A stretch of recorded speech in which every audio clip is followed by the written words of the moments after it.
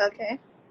So, based off what you were saying, Catherine, yes, I noticed that in the book there or in the chapter they were basically saying how men like they have to put this shield up and make it seem like they're so tough and like they can't really express how they're really feeling because oh if you get too soft or don't show how tough you are then you are like considered not as masculine as much. So it's like they can't really. And then they were saying like the new socialization for the men, like everything will be turned around. Like men will eventually be able to express their feelings and show love and break down that wall that they have up of like protection of themselves and everything because they can't show how they really feel or they have to act tough. And then they were saying like it leads to depression and everything because men can't really show or feel how they really are. Yep. They have to act like they're so hard all the time and want to And break. I feel like that's extremely visible, especially in like our time right now with social media and things. Like guys, like unfortunately, like suicide rates are like so much higher for guys because they always feel the need to be masculine, just like the article. There's a lot of pressure. Yeah. Yeah. So basically what this article, to like sum it up, is basically equally dressing and like defining masculinity and like different social norm aspects.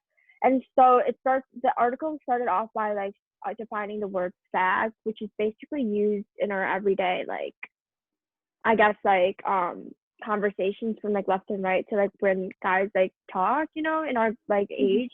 And it's basically, the definition for that means like boys that act like girls.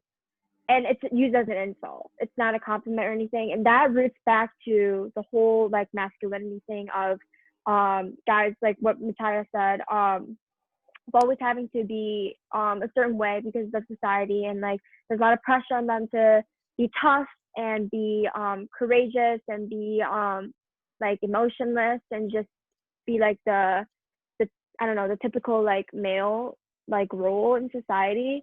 And like Lily said, it does lead to two different, it also leads to like a lot of depression, but also leads to two different critical like socializing forces, which it was mentioned as to be homophobia and misogyny, which I do feel as if we do have in society among a lot of males today. I agree.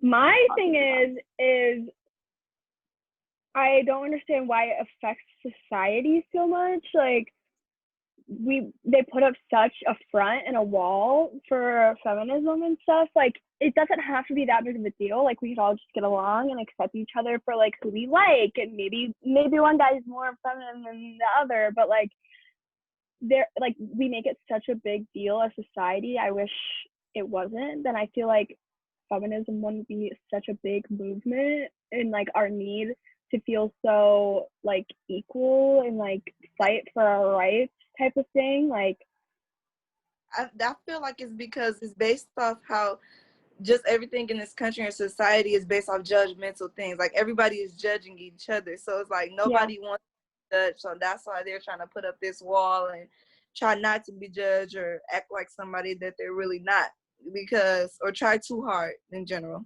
to make it seem like they're not as feminine or anything. Like everything is basically being judged. You get judged off your skin color or just type of girl you are. Like everything is basically being judged off race, gender. It all comes back to stereotyping and like us putting each other into groups based on certain characteristics. And that's what they're the writer also mentions like how masculinity is defined by biological and environmental factors. But he also says that cultural and environmental factors override the biological, which basically he's saying like the cultural and like the stereotypes, like you guys just said, the stereotypes and the social norms and like society's values right like today override the biological like form of a man. So basically like boys when they're at the age of so like such a young age, like parents, it starts from the parents like being like, you're a boy, boys don't cry. Like that's just an example of like where that toughness and stuff comes from in their head. But like if it's in a society where like let's just say like boys and girls can like wear the same uniforms, clothes, like whatever, then like there really wouldn't be any gender roles. And that's what he kind of mentioned in here too. Like it's literally society and parents and like stuff that override even the biological. Yes, men are formed differently than women and women are formed differently than men. But it's like the roles of how society put those two genders together that make it such a big difference. You know what I mean? Yeah. And that was kind of and his focus there too. it's just like kind of like evolution too. You look back at movies, articles, literally just people. Like look at your grandparents. Like the woman stayed home, took care of the kids, and the guy had the job or he went off to war or whatever. It's just like I feel like that's never gonna change in our society based on history and just like people just it's stereotyping. Literally, that's all it is. Yeah. Yeah, and going off of that too, the author also mentions how like so he proposed one thing which was basically like we need a broader view of masculinity, one that's like going to be healthier for everyone, not just males but just women as well. And he said that schools provided too little experience in like nurturance and cooperation, negotiation, and nonviolent conflict resolutions that empathize. So basically, like he was saying how like even schools, not just parents, force and put these like expectations on different genders, basically. Like Yes. and that since like when you're young, you always go to school to the age of what? Like we're in college now, we're still going to school. Like it like their whole life, you know, at home, at school, outside, in public, like they're all just surrounded where by all this like pressure and stuff where there really is no like environment and space for them to be really emotional and let it be okay. No. Yeah, And I totally agree with that. Yeah, and I agree with him with that too. And like there was one thing he said that kind of caught my eye was like quote unquote fathering has been a positive change. So I know Lily, you mentioned something about like how women stay home, what like men went off to war, and like that's how it was. Like men went off to work, women stayed home. They were always stay-at-home moms, took care of the kids, cook, clean, etc.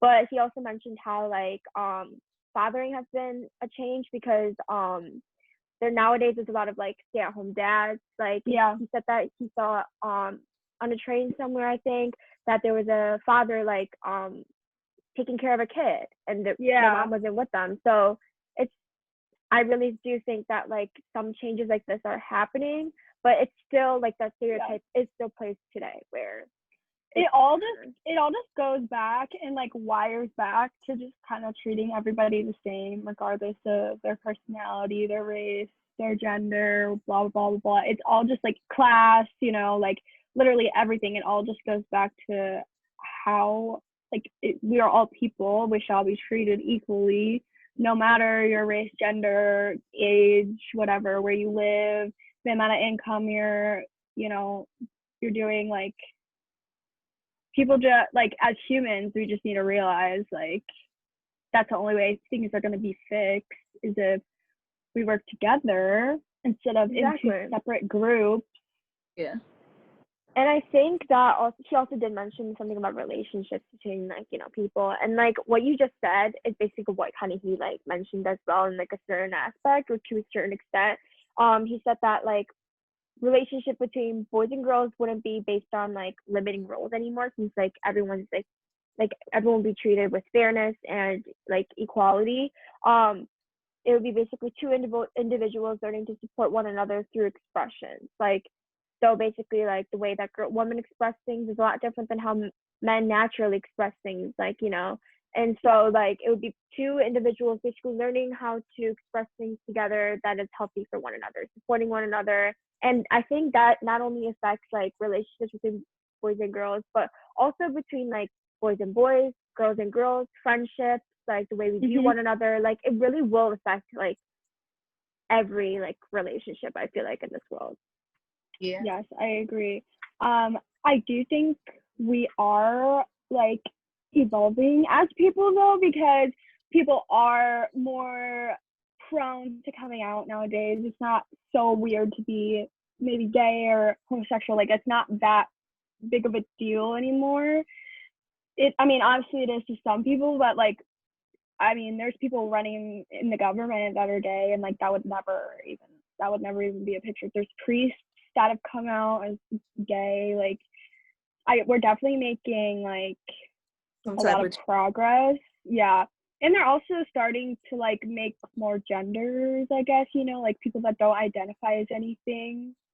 Yeah. Or yeah. So like I feel like we're starting to become more understanding, but it's still just always going to be like an ongoing battle, because there's always going to be a certain group of people out there that don't agree with what you have to say. So a lot of people advocating LGBT.